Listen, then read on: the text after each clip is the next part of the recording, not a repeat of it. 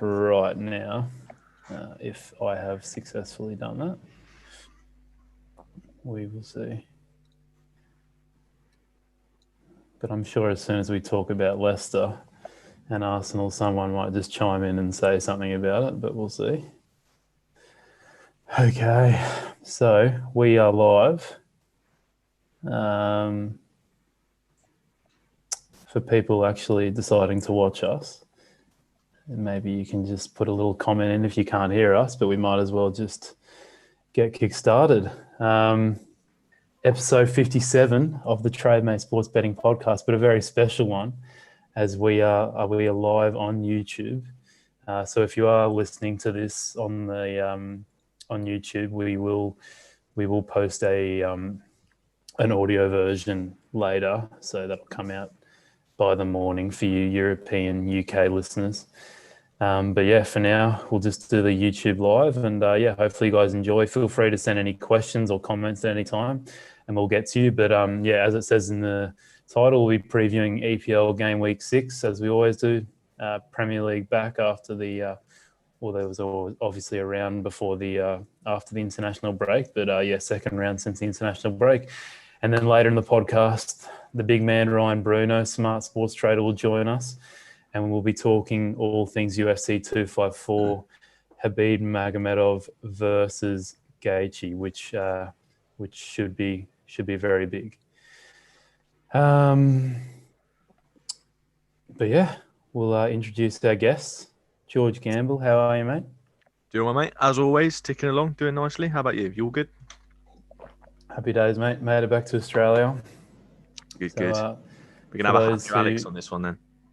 Yeah, exactly. A very, very, very happy Alex. And if I am a bit rusty, it's because it's incredibly early in the morning here, and I've been locked in a box for 6 days in hotel quarantine. So yeah, I'm starting to see some strange things here and there. You miss Mexico yet?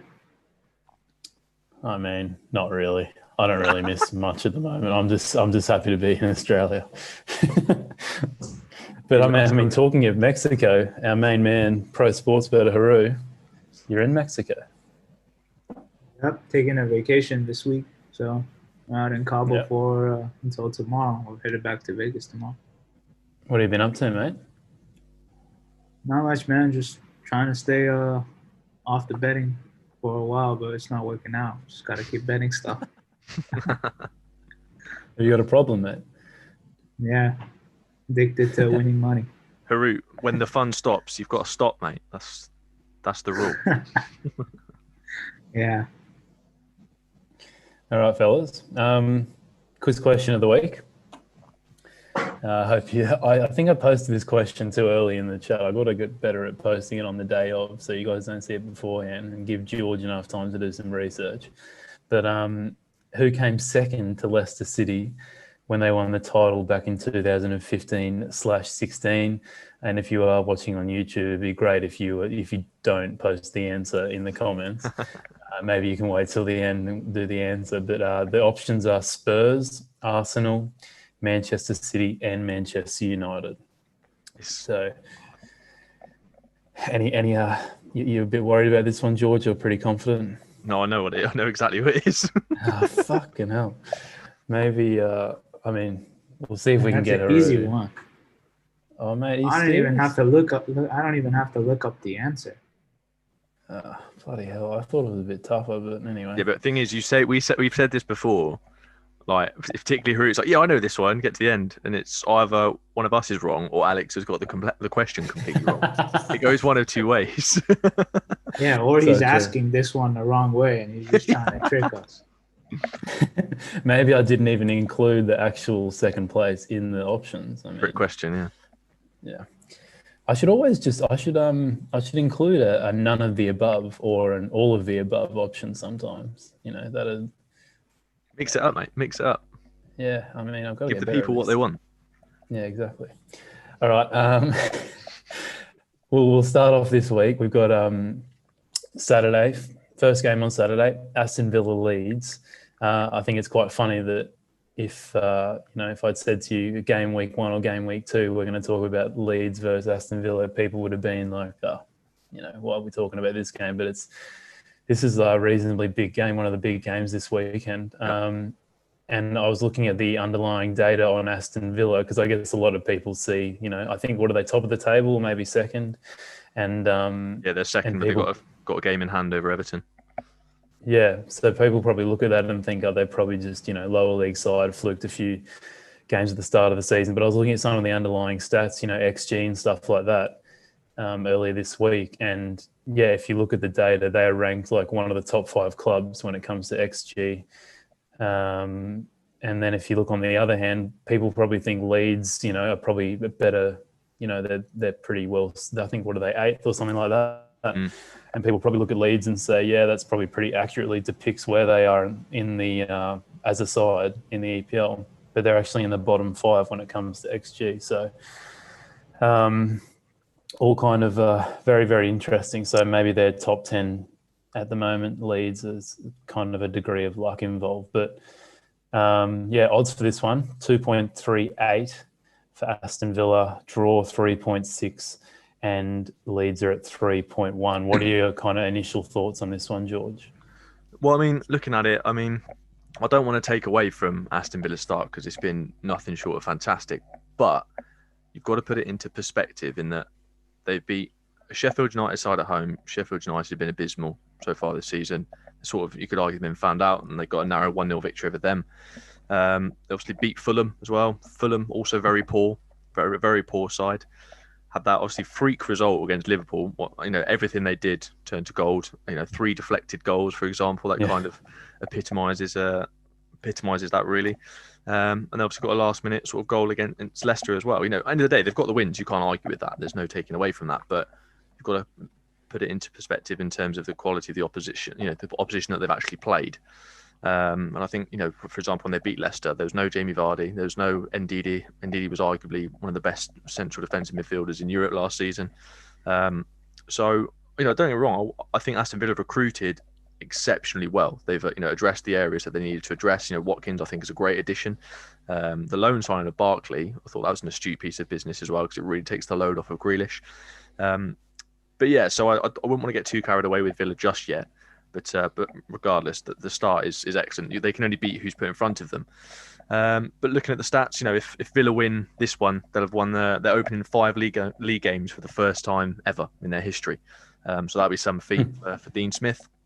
But yeah, so Villa, interestingly, are top for kind of direct attacks, averaging 2.8 per game. So a direct attack being built up from their own half, resulting in either a touch in the opponent's box or a shot on goal.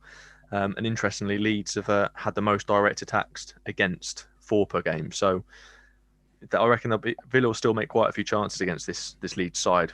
What's interesting is when Leeds play, obviously they're so intense with the way they play that you worry that they might burn out, as we've seen sort of towards the back end of the Championship last season. Yet they were still very good, but they weren't at the same level as the beginning of the season.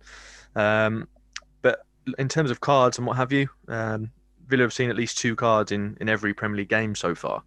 They're still the most fouled side, but obviously they commit a fair few themselves. And in Leeds' last 5, the opposition has received at least 1 card in every single game. So I think Villa will pick up a couple of cards here, just simply for the way they play, the way that Leeds play. The defensive side of the game needed for Villa to sort of withstand that Leeds attack, because they're going to come out the blocks flying. They always do in each individual game. So yeah, I think if I was to go on this one, and I do quite like it, odds of 11 to 10. So I think, is that 2.2? I think, I'm not sure, obviously they convert into decimals, but yeah, I'd go on Villa 2+ cards, and they're 2.1 maybe. Is it 2.1? What did you say? 11 to 10. It's 11 to 10. Yeah, my converting to decimals is not great because I work with fractions, but yeah, I'd go 2.1. But I'd go with Villa to get 2+ cards and there to be 2 or more goals in the game at 11 to 10, and that's on Bet365. Yeah, you're right, it's 2.1.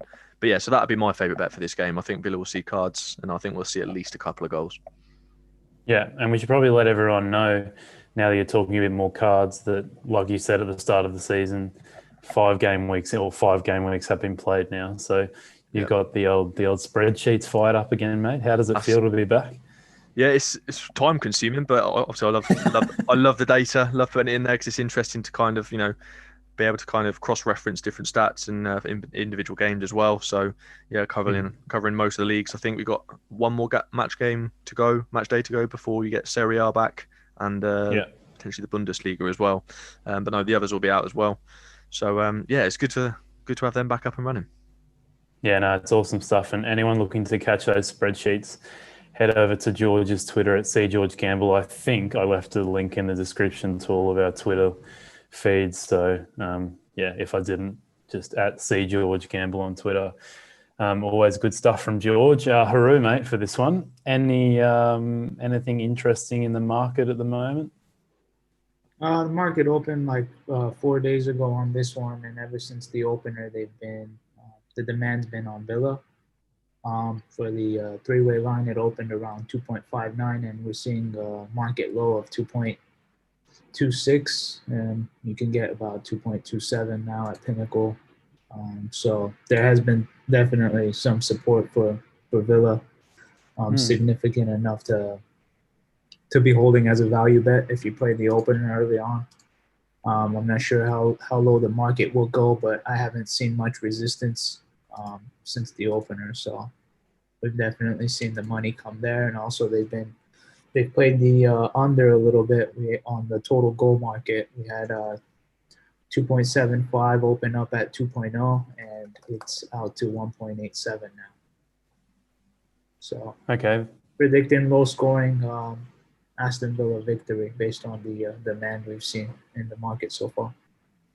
Do you ever? What's the market's been like for Leeds United when it comes to goal lines? Because I mean, they are known. I mean, their first was it 2 games. I think they just had a ton of goals go in, and then the last couple of games there's only been 1 or 2 go in. So they seem to be pretty hard to predict in terms of overall goals.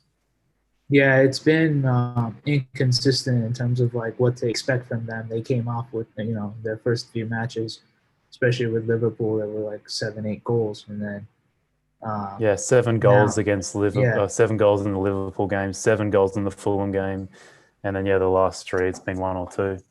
Yeah, to be honest with you, the last couple of games they've been playing, the market's been trending towards the under. The under has been the play for the sharp bettors in their matches. So that the story resembles what we've seen in the past couple of games from them. Right now they're trending towards the under in this game. So I'm sharing what I'm seeing on my software right now. All right, cool. And to conclude here, what was your best bet for this one, George? So for the Villa Leeds game, my best bet was 2+ Villa cards, and there to be 2 or more goals in the match. That was at 11-10 or 2.1. Yep. All right, good stuff.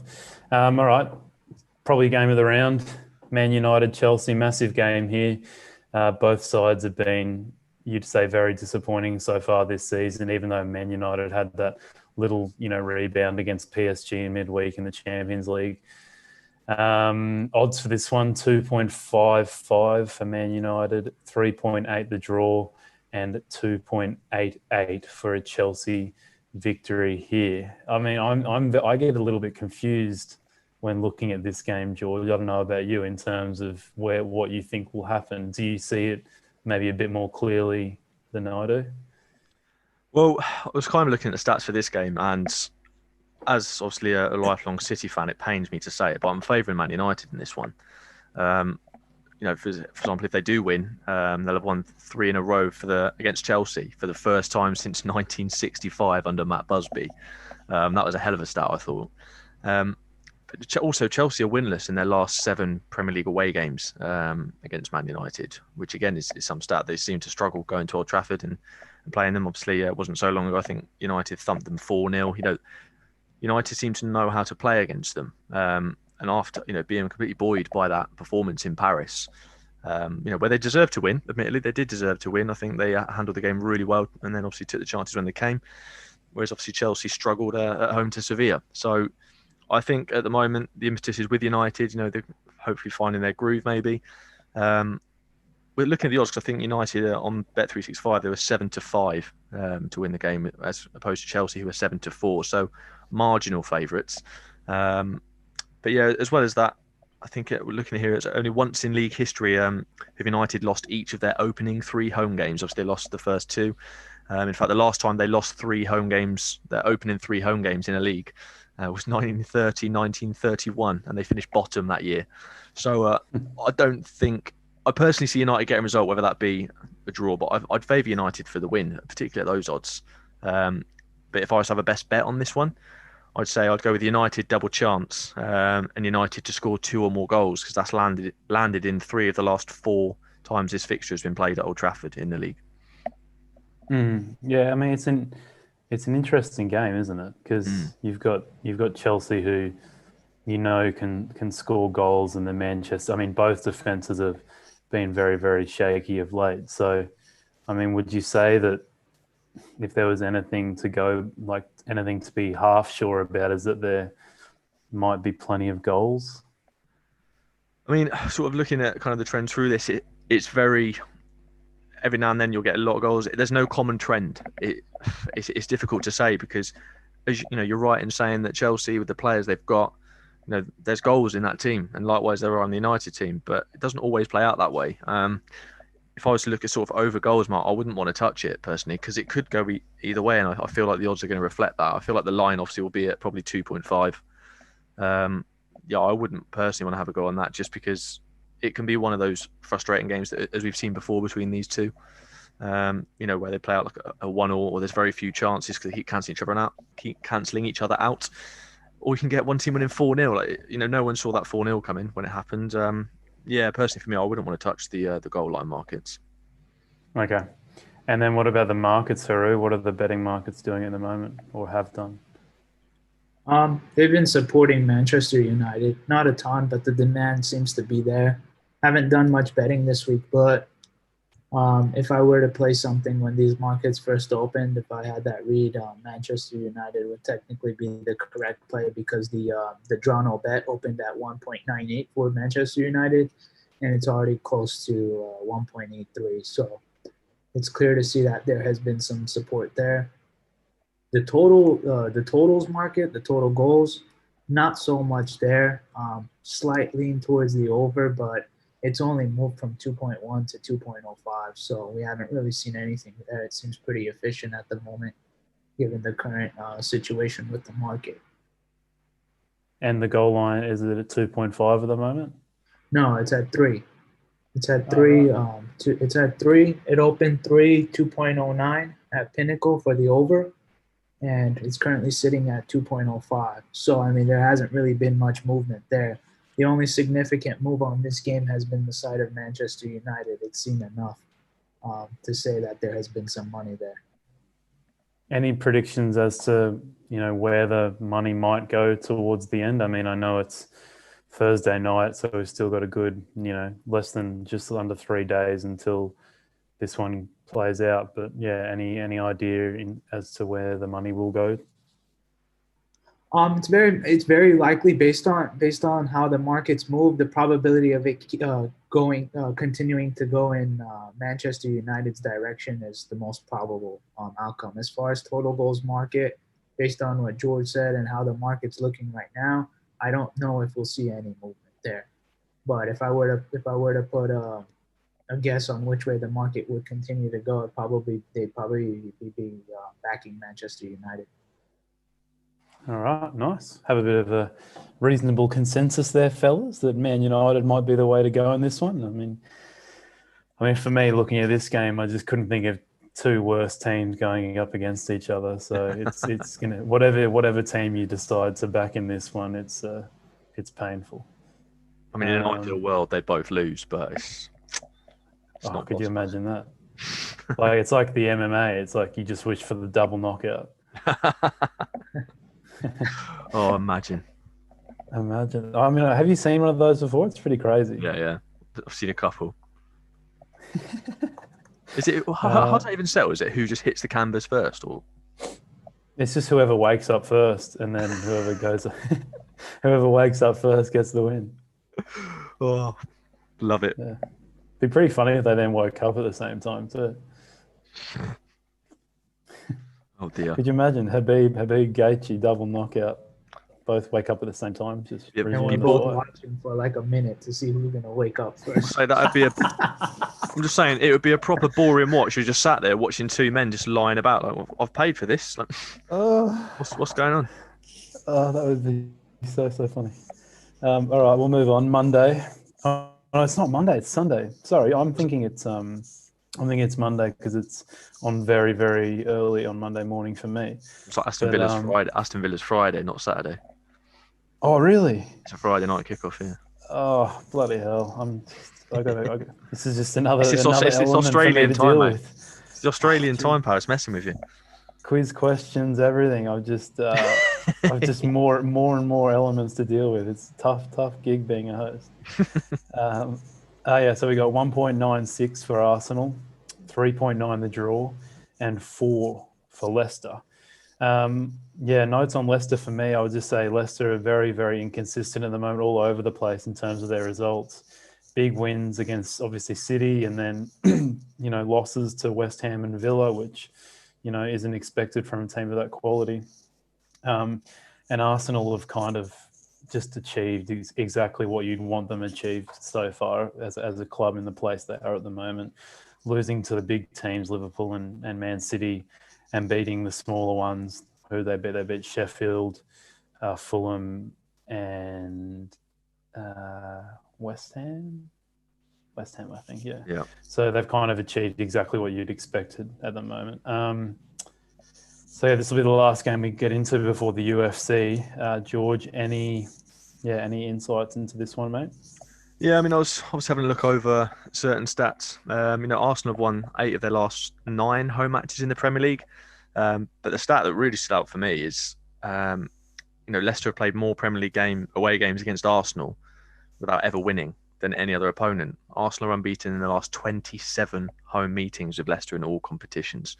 They're winning 20 and drawing 7 since a 2-0 loss in September, all the way back in '73. So Leicester do not fare well when they go away to Arsenal.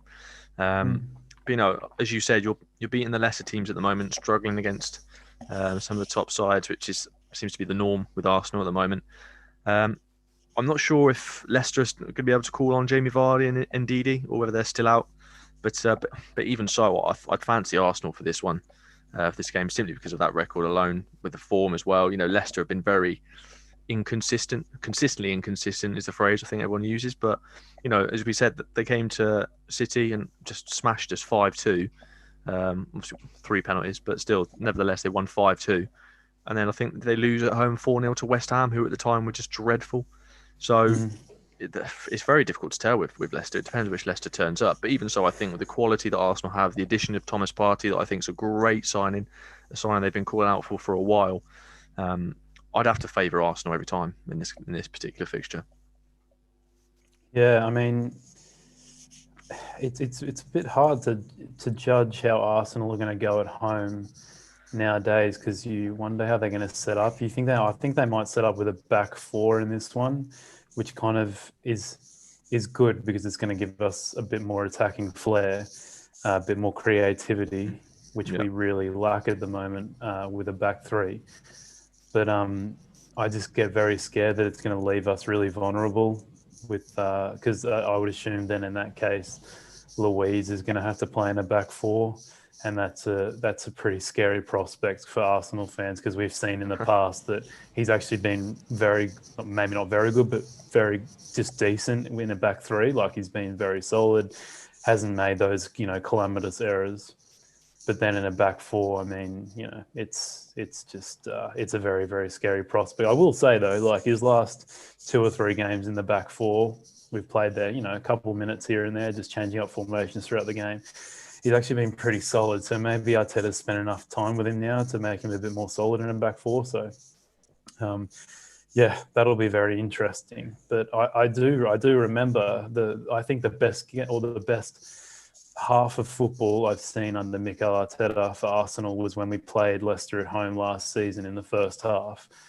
We only scored 1 goal, but it was the best half of football I've seen Arsenal play in years, I would say.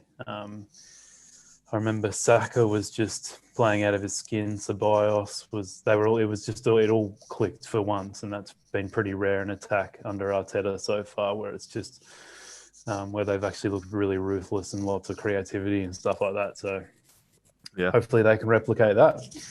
I think personally for me, I mean, I'm a big fan, huge fan of Wilfred Ndidi. I think he's been playing at centre half quite a bit lately, I think. Okay. But yeah, he's a massive loss when he doesn't feature. I know obviously Jamie Vardy's the popular one. He's the fashionable one to obviously like from Leicester. But I think Ndidi's just as important to them.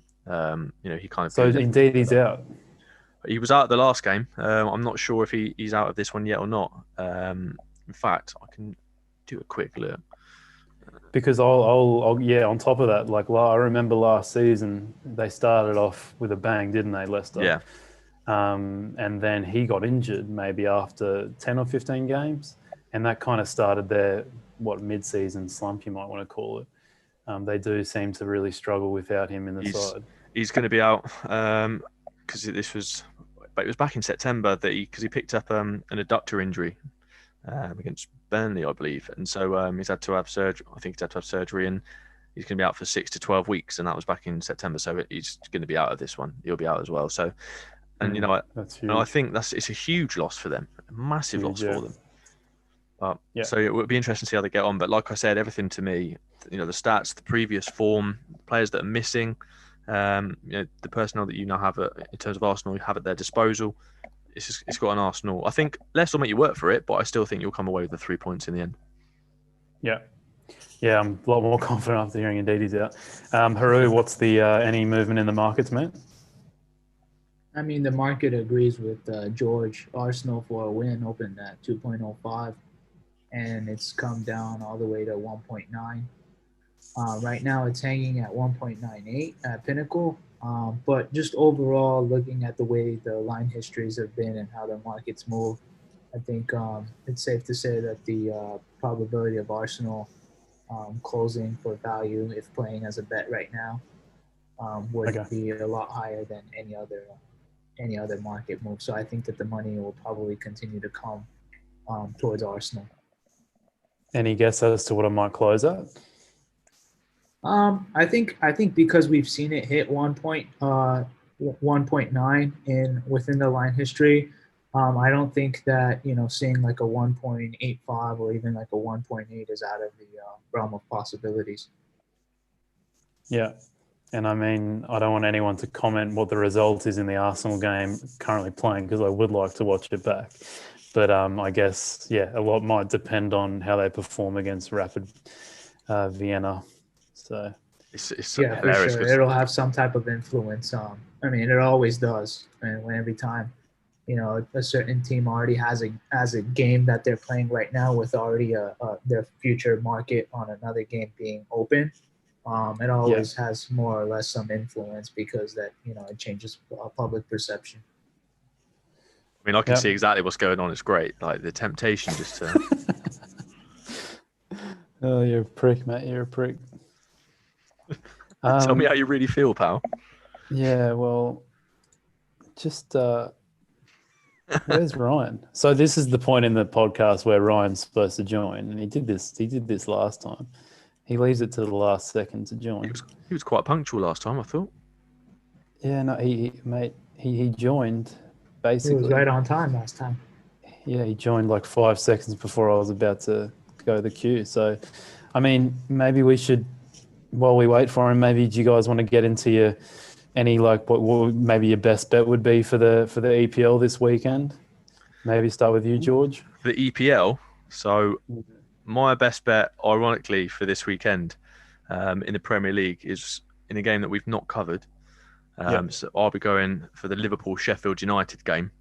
And my best bet is going to be Liverpool to win, but there to be under 3.5 goals. This is why I said 2.2 because this was at 6-5 on the Bet365, and I'm fairly certain that that's 2.2. If I was to go with that, so reason being is Liverpool have won the last 3 Premier League games against Sheffield United without conceding, and last season they won by an aggregate of 3-0. I feel like Sheffield United, they're still compact. They lose games, but they lose games at what they never get thumped. really. But I think Liverpool just have far too much quality. So, if Liverpool win 3-0, this bet's a winner. I don't see Sheffield United causing Liverpool too many problems, even if Van Dijk, the first player to ever get an injury in the history of football, is that even if he's unavailable, I still don't see Sheffield United causing too much of a threat to Adrian in goal. So yeah, Liverpool to win and under 3.5 would be the one that I'd say. The last stat to back that up was only 2 Sheffield United away games last season saw 4 goals in the whole game. Only 2. So yeah, that my best bet. Liverpool to win under 3.5 goals in the Premier League would be my best bet for the English leagues this weekend. Lovely, mate. And I think we've just brought in Ryan Bruno. How are you, mate? Guys, you all right? He's made it finally. Who would have Hey. thought? You left it a bit late this time, mate. Did I? Yeah, I mean, you really put me on the spot. I had to just come up with something to talk about. What did you talk about? Nothing. You just burst into song. Yeah, unfortunately, he wasn't cockfighting this week. Oh, was it not? No, that should have been this. That should just be the go-to. It should be, mate. Yeah. Yeah. Fighting Cocks. That's the name of the podcast. Yeah, that's a good name. Good name. We'll try that. We'll try that next week. Why don't we just name card the live preview. stream? Card Trademark. preview. I'm trademarking it. Yeah, we'll see if that gets a few more viewers. All right, UFC 254. This is a big one, isn't it, Ryan? You excited for this one, mate? Yeah, it's a cracking card, mate. I'm really looking forward to it. Best card you've probably seen in a while, eh? Like, it's actually reasonably deep, which has been quite, it hasn't really happened. It hasn't been very deep lately, has it, with COVID? No, I mean, they've chucked a lot together, I suppose, and there's a lot of fighters that are fighting quite frequently, aren't there? Like, I think there's guys that have had like 4 or 5 fights this year, which is, that's not the norm. So I think they're doing the best. Yeah, no, they're doing all right. All right, so we're going to go through Whittaker and Cannoneer and also Khabib and Gaethje. We'll take a deeper look into those fights. But before we get into those, is there any fights from the prelims or other fights on the main card that have got you interested? Yeah, so there's 2 bets that I like on the prelims. I like you've got Lauren Murphy's fighting Lilia Shakirova, who's she's from Uzbekistan, but she's been fighting on the Russian scene. She's 8-1, but having looked at those fights, even the fight that she lost, she should have probably won it. It seemed like there was a bit of match fixing going on in that fight because she clearly won it, and then the judges just gave the Russian fighter the decision. But she's pretty untested. Well, yeah, it does happen in Russia, doesn't it? It's not unknown, is it really? But she's pretty untested though, even though she's had 9 fights. Looking at the caliber of opposition, it's like fighters with like 2-2 records or losing records. So she does look like a semi-decent athlete. And she's been getting backed in. I think she opened at about 3.4 and she's coming to 2.9 now. But she's gone up against Lauren Murphy, she's been around a long time. Lauren Murphy, she's fought pretty much the top of that division. She's coming off a win against Roxanne Modafferi. She beat Andrea Lee, who's a really good fighter. And it's a big step up for Shakirova. So the bet that I like is Lauren Murphy to win inside the distance at 5.5 because it could be a huge mismatch. Given the caliber of Shakirova's opposition. So I think the odds are a bit too high on that. Yeah, all right, cool. And you've got another one here with Nathaniel Wood. Yeah, and the other fight that I like is Nathaniel Wood. He's fighting against Casey Kenny, who's a really good fighter, Casey Kenny, and he's been very active recently. I think he fought like 2 weeks ago against Chinese guy, Alateng, and he looked really good. He throws a lot of volume. He's a constant pressure fighter, but he's a bit wild with his volume, and Nathaniel Wood's technically very good on his feet. So I do give Casey Kenny an edge with his grappling, and I give him an edge with his overall power, but I think that technically Nathaniel Wood is a little bit slicker and might be able to catch him. So I just think it's a little bit too wide. I think Casey Kenny is about 1.57. I'd have him about 1.7-ish, something like that. So, you can either lay him on the exchanges or I think you can back Nathaniel Wood at about 2.68, something like that. So, yeah, I think there's a bit of value there on Nathaniel Wood. Yeah, I just checked Nathaniel Wood's odds before. He's at 2.62 on odds checker. Right. So that's the best you can get there. Would you take anything lower than 2.62?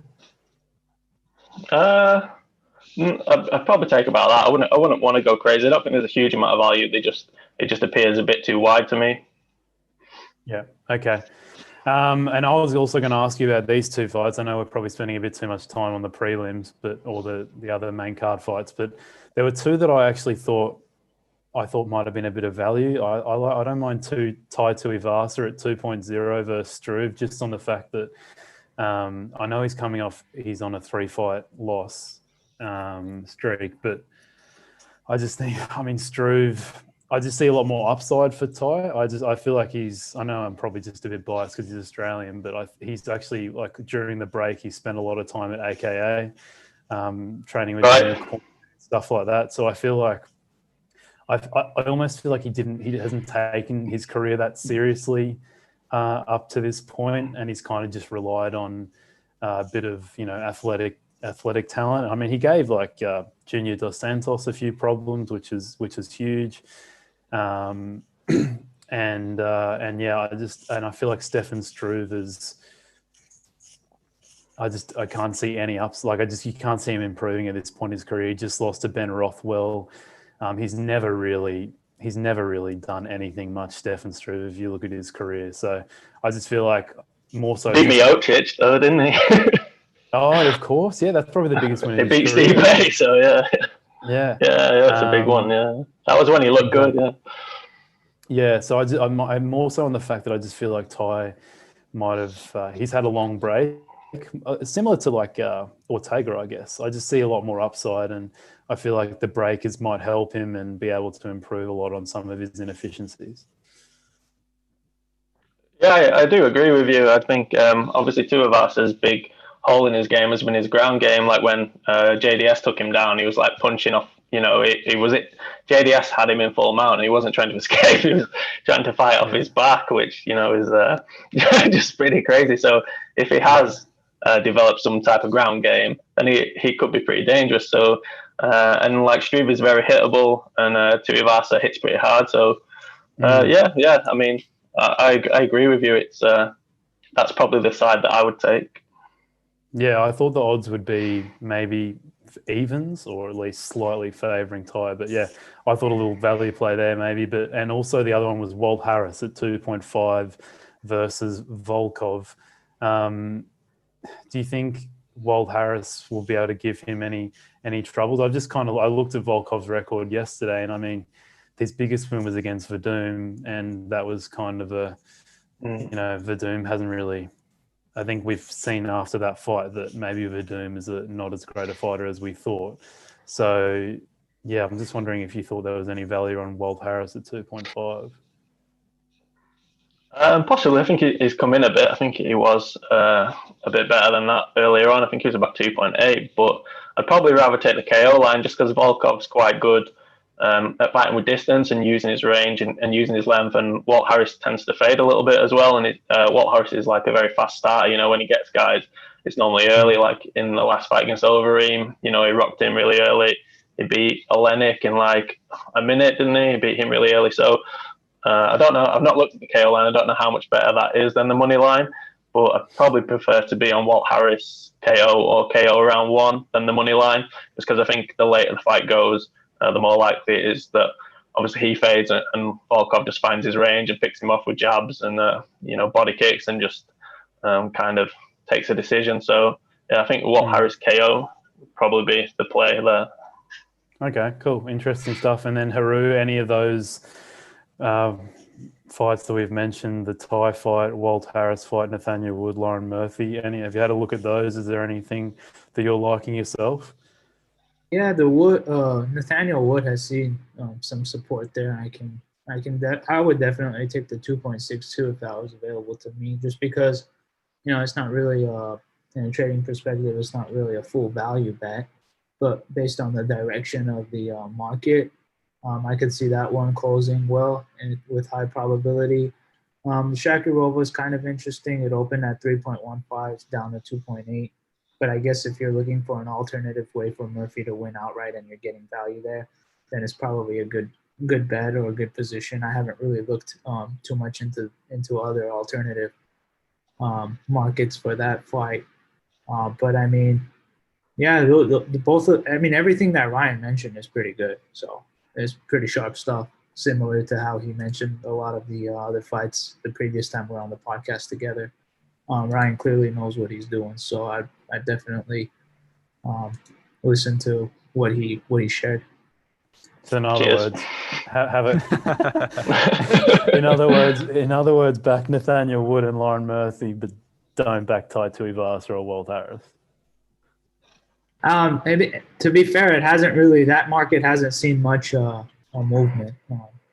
So I can't really comment there in terms of a trade. The market didn't react when I put 40 euros on Tai Tuivasa. What the hell?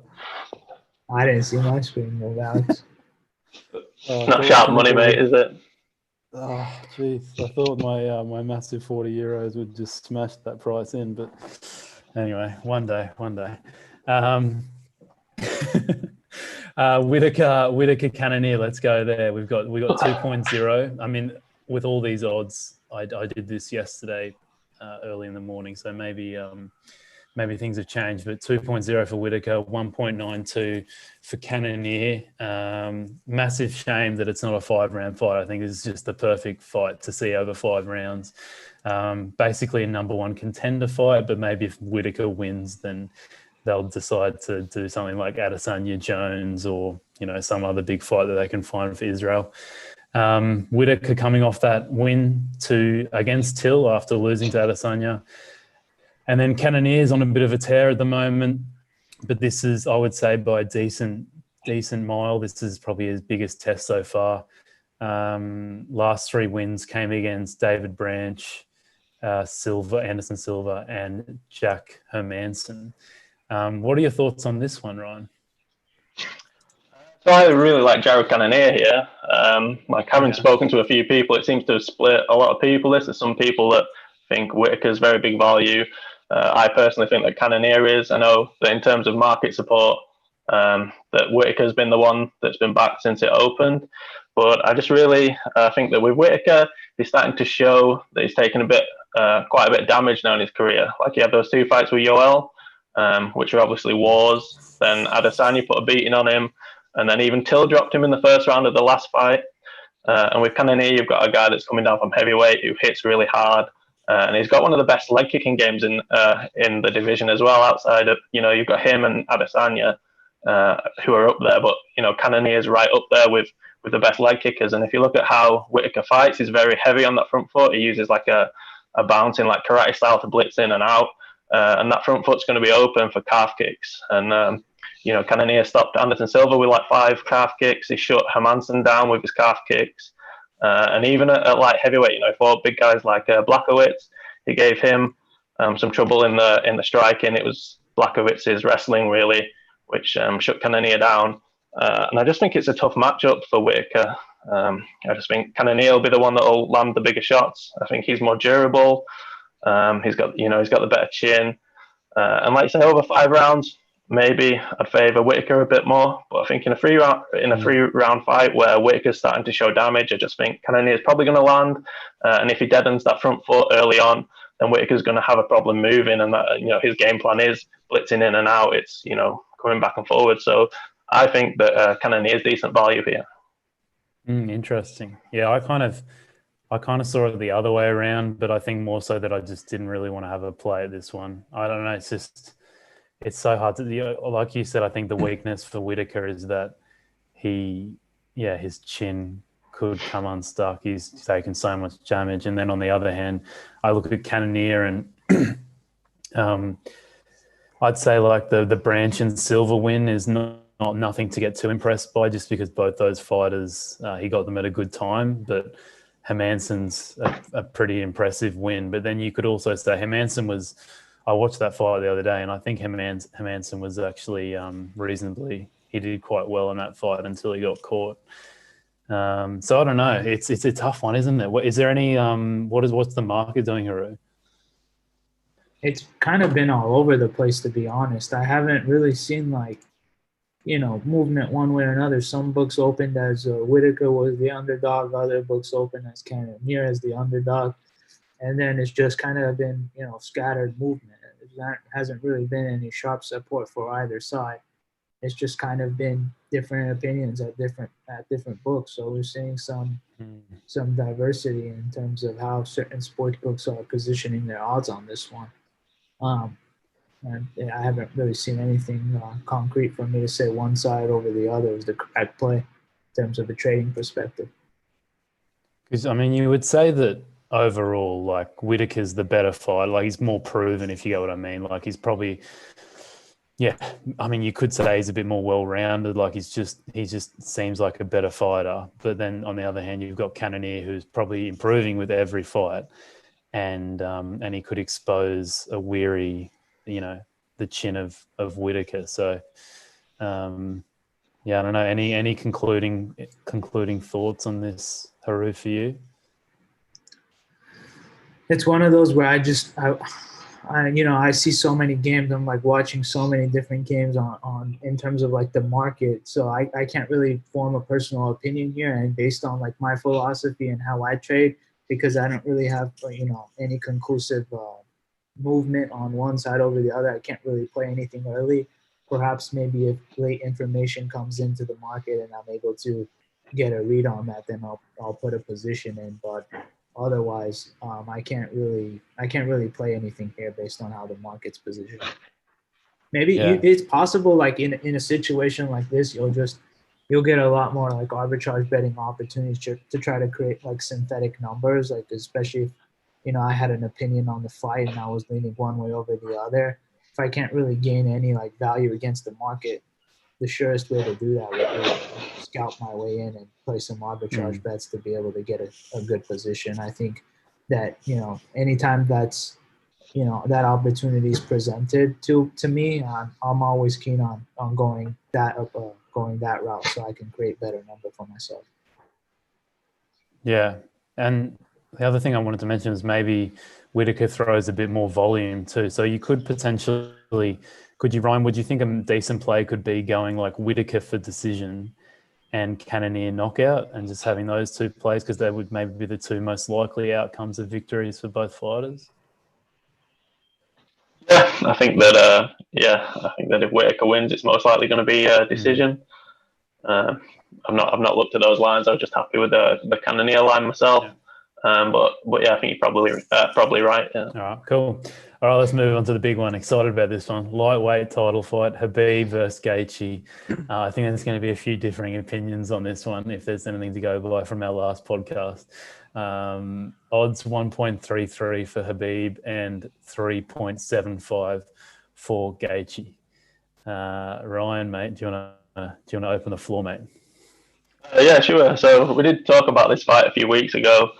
And obviously you like Gaethje then, and Khabib's been hammered since, so you probably like Gaethje a bit more now. I think Khabib was like 144 when he opened, and now what is he sitting about 1.3? So there's been a lot of heavy support for Khabib. I can see why, but it's at the point now where I personally wouldn't want to back it, just because at the end of the day, Gaethje, he's a top level fighter. It hits hard, and when you get to these type of odds, obviously. UFC is a very chaotic sport, and nothing's ever solid. So at current odds, I wouldn't mind a little stab at Gaethje. Yeah. Well, I mean, I think I bet him at 3.5, so I'm obviously going to want to bet him at 3.75. Is there any? Can get a book in Vegas at 4.0. Gaethje.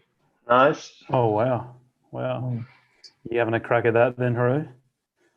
Maybe when I get back, if it's still up there, might have to do something with that one. Yeah, I just think this is because I mean the thing you pointed out last time, Ryan, was Gaethje's wrestling and the fact that he doesn't use it. But I think that there's obviously two sides to it. There's offensive and defensive wrestling. He's obviously not going to use his offensive wrestling, and he never uses it really.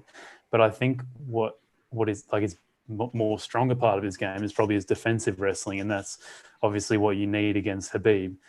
I think the way I see it is that you would assume at some point Khabib's going to take him down, and it's just how many times is it going to happen, and how effective are those takedowns going to be come round 2, 3, 4, 5.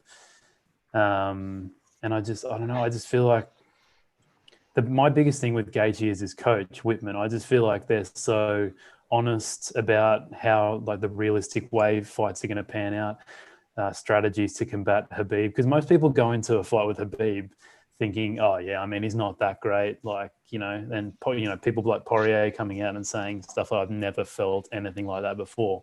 And I feel like Gaethje's going in with that knowledge, like knowing that this is going to be like something I've never experienced before.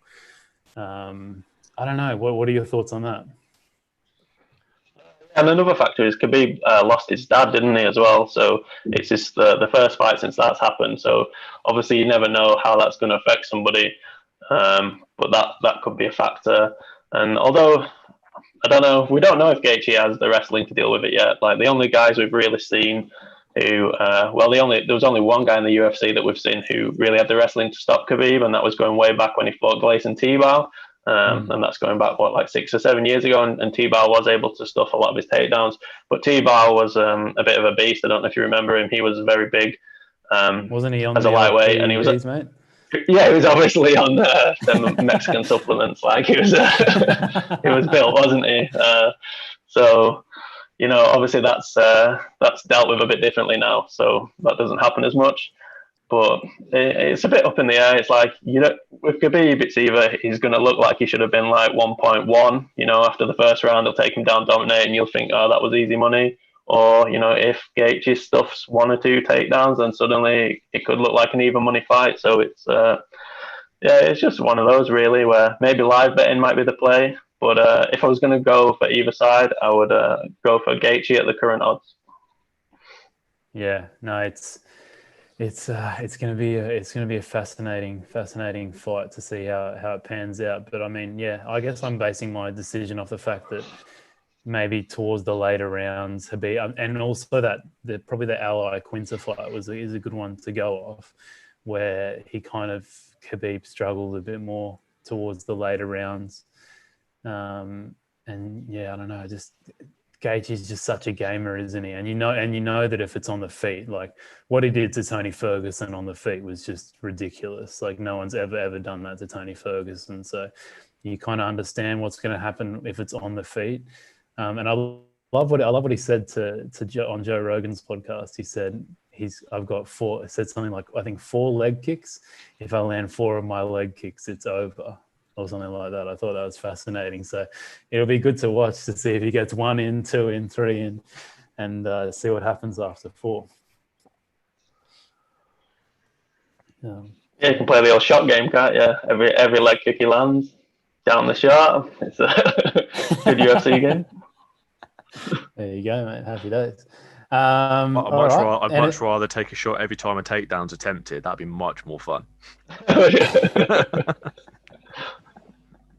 Every time Khabib does the old, what do they call it? The Dagestani handcuff or whatever. All right, yeah. All right. Sorry if people don't understand what the Dagestani what's it? That wig hat thing he wears. Whenever I see him in that big blonde wig, I can't help but think of. Do you remember Abel Javier used to play for Liverpool? Like I just think of that. Portuguese guy, yeah. Yeah. The thing is, did he actually have hair like that? Yeah. If you Google Abel Javier, yeah, I did. Yeah. It's outrageous. Okay. Honestly, the man is a hero. He played for Liverpool, but we'll look past that. Oh wow!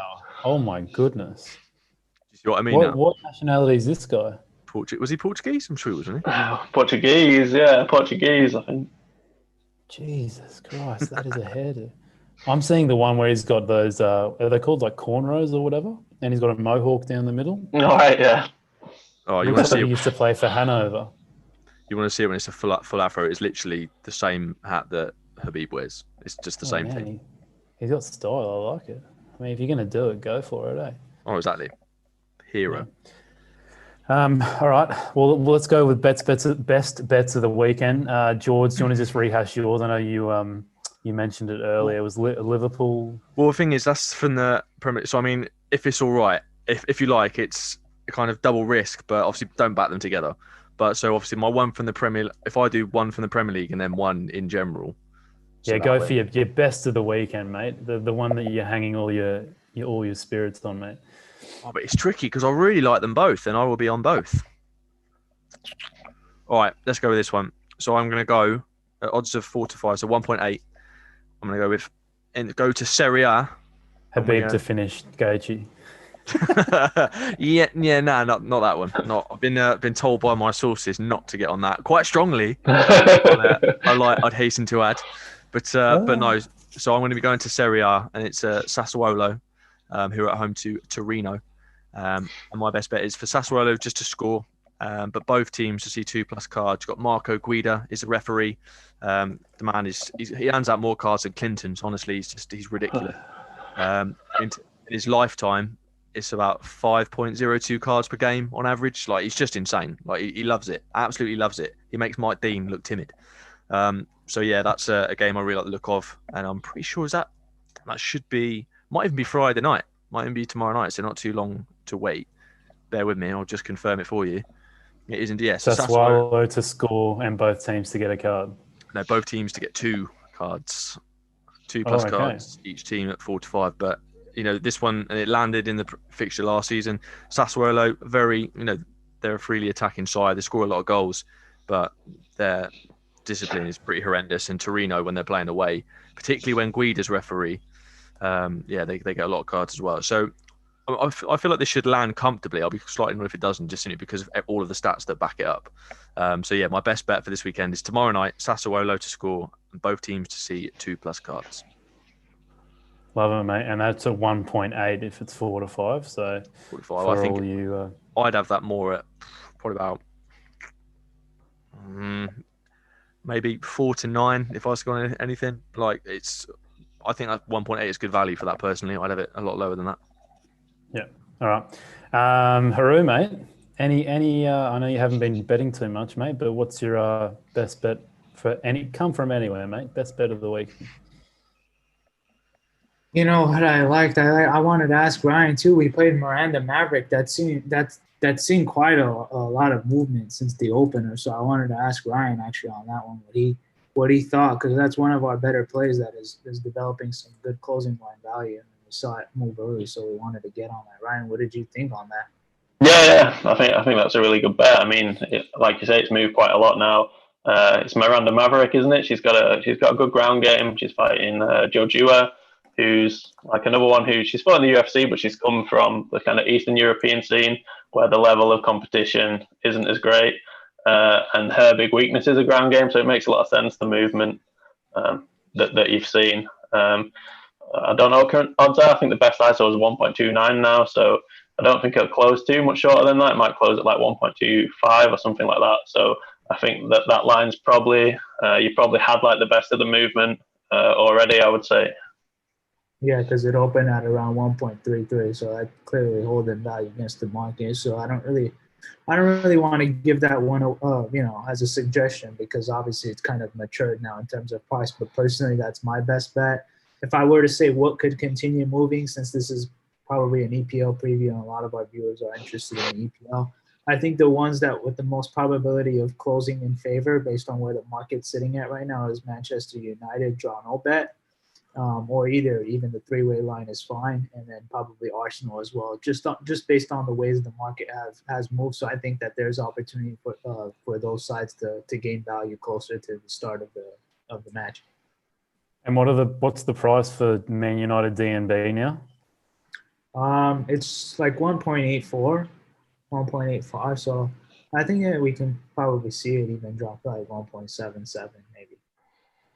And Arsenal are at 1.98, I think, aren't they? Yeah, for the win outright. Yeah, for the win outright, and they opened at 2.05. So it's going that way, and then I don't want to really, spoil it for you. I know you haven't been watching the game, but yeah, if I'm reading that way, it gives you a hint.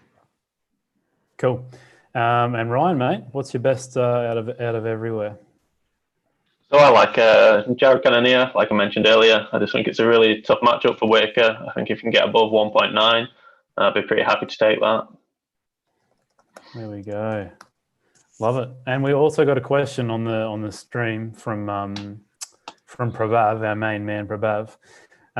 He's got a question for you, George. It's a bit of a broad question, but he said, can you explain how to read and understand your card spreadsheets? Well, it is quite a broad question. I mean, I'll do it in two parts. So, if you go onto my Twitter profile, my pinned tweet is a couple of flowcharts that will help you kind of navigate it and choose, what kind of avenues to go down when choosing a bet. But yeah, secondly, so when you're kind of going through it, I mean, I'm just loading it up here for you. So I'm going to use this one as an example. So it's kind of tiered across. So I've got obviously the rank in terms of obviously what teams have the most cards. They're divided, but separated by their totals. Obviously, the highest totals at the top, and then it doubles down. So you've got then the home total column.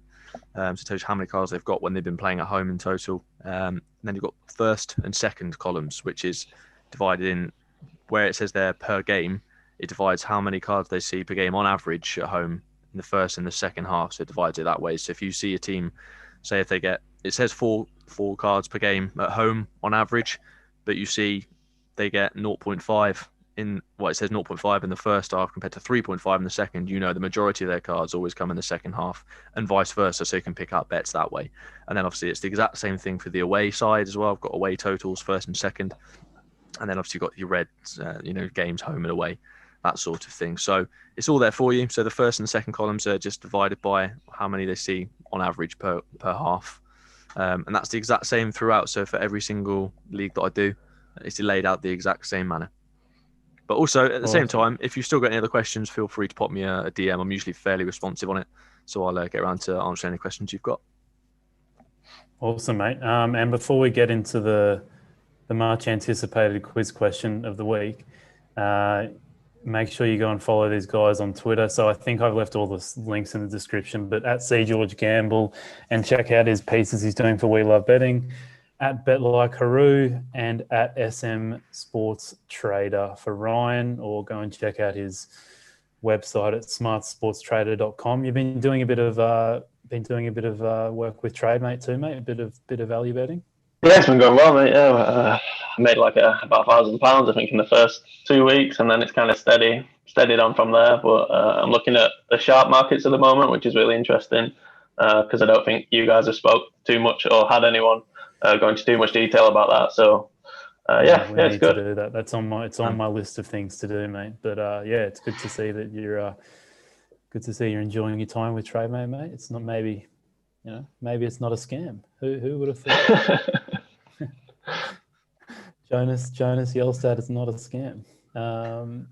Is that a thing? Is that what's going around? Just go into the comments, mate. Just go into the comments of Jonas's videos. It's quite funny. But all right, quiz question. So who came second, Ryan? It's who came second to Leicester City when they won the title back in 2015/16. Tottenham, right? Apparently this is a really easy one, so I'm not even going to give you guys your multiple choice options again. We'll start with Harout. What do you reckon, mate? No multiple choice? No. You said you knew it. Mate, you said I you don't knew even it. need it. I just wanted to ask if you'll offer it. I'm going to go Arsenal. I'm going to go Right, so what is it, Big Shot? Arsenal. Arsenal, yeah. What do you reckon, Ryan? Tottenham, right? Tottenham. And George? Well, put it this way. Alex is one that asked the question. He is a massive Arsenal fan and hates Spurs, and will never forget that Tottenham finished third in a 2-horse race. Arsenal pipped them to second spot, even though Tottenham were fighting Leicester for the title. So, yeah, it was Arsenal. And there's also a massive giveaway here is that Arsenal are playing Leicester this weekend. So that's the only reason I thought of this question. Because I remember back in the day when Arsenal just lost to Leicester. And I thought maybe people would have thought it was Spurs or another team because Arsenal did finish second once. I think Spurs blew a lead, didn't they? Weren't Spurs challenging Leicester, and then Leicester ran away with it? Yeah. That's it. Yeah, that's it. Yeah, and then somehow there we go. I finally got someone. Yeah, got someone. You did. That's a I mean, Early bird it's- catches the worm, mate. I know. You should really feel ashamed of yourself, Ryan, because this never happens. This never happens. So, happy day. This is a man who asked us a question once, but got his own question and answer wrong. Can't live that one down, can you? Yeah, I've been to some dark places with the quiz questions before. Very dark places. Oh dear. All right, let's finish up then. Next podcast. So I'm going to talk to Jonas later today, catching up with him. So hopefully that'll be out on Monday. But other than that, thanks everyone for listening. Make sure you do a rate and review of the podcast and subscribe to us. And if you're looking to implement some of the strategies we talked about today, more so the value betting ones, do a free week trial of Trademate Sports. But thanks, fellas. Tremendous stuff. And looking forward to the EPL and, of course, the UFC 254. Should be a cracker. Catch you guys later. Yeah. Right. Boys, I've got to shoot quickly. But yeah, so I imagine I'll catch you next week. No, you're right, mate. Have a good one.